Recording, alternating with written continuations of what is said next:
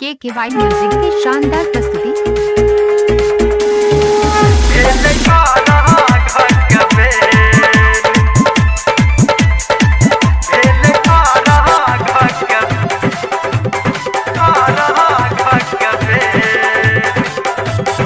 Music by DJ Guddu राज, माँ Gayatri recording studio. बड़ी जान लागैया बाबा दर्शन दह सबे, बड़ी जान लागैया बाबा दर्शन दह सबेर। उग उग सूरज देव भेले आराघा कबेर, उग उग सूरज देव भेले आराघा कबेर।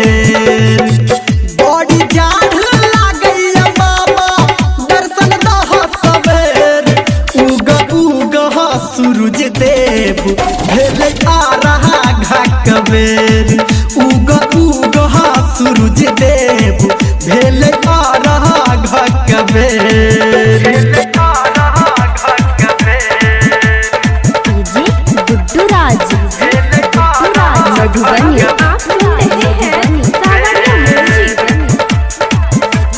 हाँ हाँ दुई दिन से केने छी हम तोहर बरतिया, तब किया करै छ तू हमर दूर गतिया, हमर दूर गतिया। हे हो दुई दिन से भूखल हम केने छी बरतिया, तब किया करै छ तू हमर दूर गतिया। हाथ जोड़ी कहै छियौ हम करन आबू तू देर, हाथ जोड़ी कहै छियौ हम करन आबू तू देर।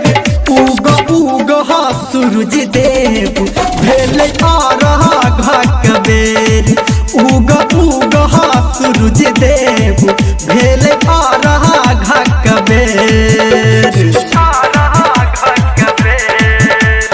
डीजे गुड्डू राज, मधुबनी।